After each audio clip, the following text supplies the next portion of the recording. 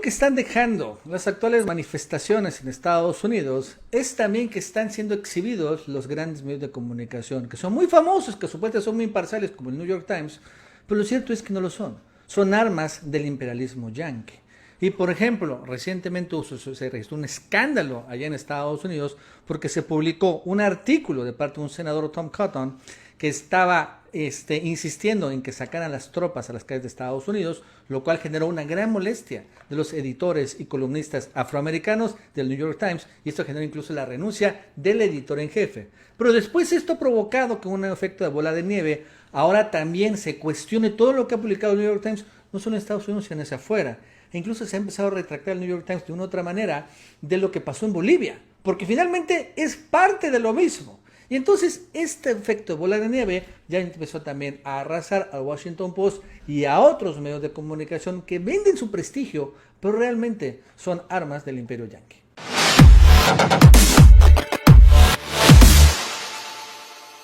Hola amigos y amigas, ¿cómo están? Soy Nacho Rodríguez en otro video con Antonio Villamil y el día de hoy nos vamos a contar cómo un diario muy prestigioso, el más influyente del mundo sin lugar a dudas, el New York Times, está también sucumbiendo ante las grandes protestas allá en Estados Unidos, porque han quedado exhibidos de que son armas del imperio yanqui.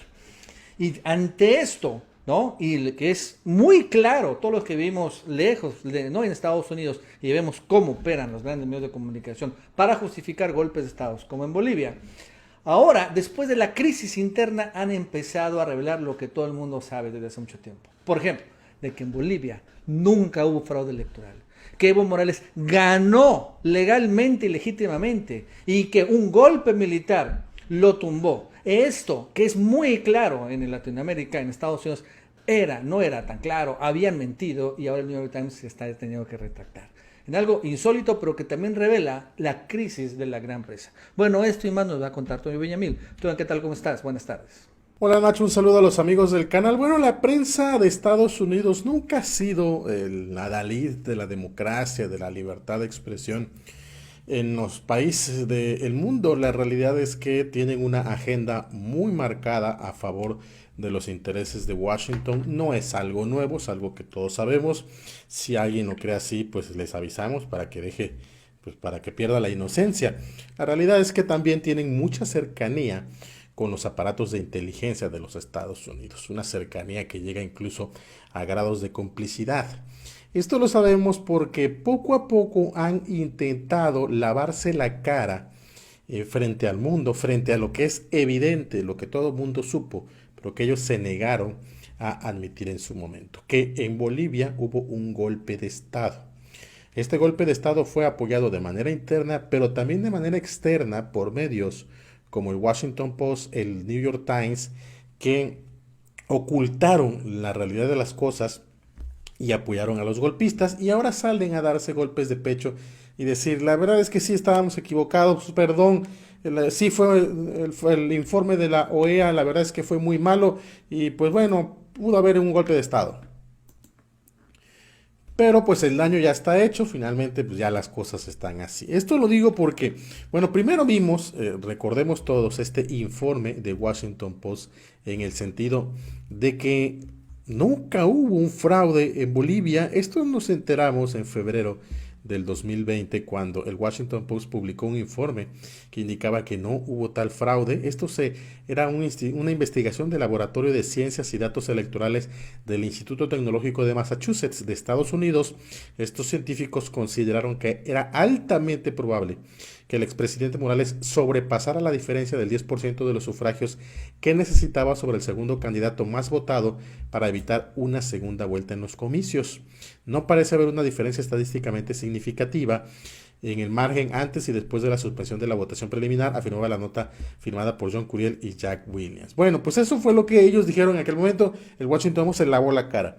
Pero ahora este domingo 7 de junio estábamos viendo cómo era el New York Times, el diario que también se estaba curando en salud, como decimos en México, es decir, que se estaba anticipándose a, evidentemente, todas las críticas que seguramente seguirán llegando con los años e históricamente, diciendo, ustedes apoyaron el golpe. El Times estaba diciendo, no, ¿saben qué?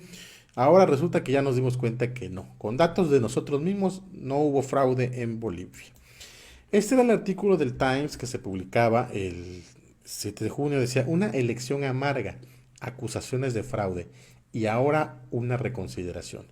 Un minucioso examen de los datos de la elección boliviana sugiere que el análisis inicial de la OEA, que planteó dudas sobre el fraude electoral y ayudó a derrocar al presidente, fue defectuoso. Con ese cinismo total y absoluto y brutal, esta nota diciendo ellos que sí, la verdad es que la OEA se equivocó, que la Organización de Estados Americanos que encabeza Almagro nunca tuvo la razón. Decían ellos, ahora un estudio de investigadores independientes que utiliza datos obtenidos por el New York Times de las autoridades electorales de Bolivia descubrió que el análisis de la OEA era deficiente. Los investigadores descubrieron que la conclusión de que los votos a favor de Morales aumentaron inexplicablemente una vez que el conteo se reanudó estuvo basada en datos incorrectos y técnicas estadísticas inapropiadas. Examinamos detenidamente la evidencia estadística de la OEA y hallamos problemas con sus métodos, dijo Francisco Rodríguez, un economista que enseña estudios latinoamericanos en la Universidad de Tulane. Una vez que corregimos esos problemas, los resultados de la OEA desaparecen sin dejar evidencia estadística de fraude. Rodríguez realizó el estudio con Dorothy Krodnik, experta en política latinoamericana en la Universidad de Pensilvania, y Nicolás Hidrobo, estudiante de doctorado en la misma universidad y coautor de un libro de texto sobre métodos estadísticos avanzados. Su estudio es un documento de trabajo que aún no ha sido sometido a una revisión de pares. Así como lo están viendo, ciertamente los autores dicen que su análisis se enfoca solo en el análisis estadístico de la OEA sobre los resultados de la votación y no prueba que la elección haya sido libre y justa. De hecho, se documentaron muchos problemas con la votación, como que intentando más o menos matizar.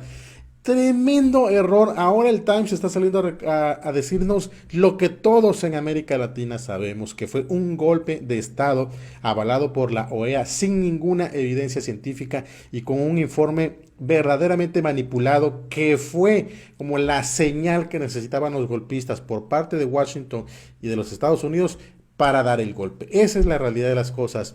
Y es que el Times está tratando de lavarse la cara en muchos temas porque la verdad es que ha tenido una actuación bastante ominosa en estos días. Estábamos viendo hace poco que salió un artículo en el que llamaban a utilizar al ejército contra las protestas.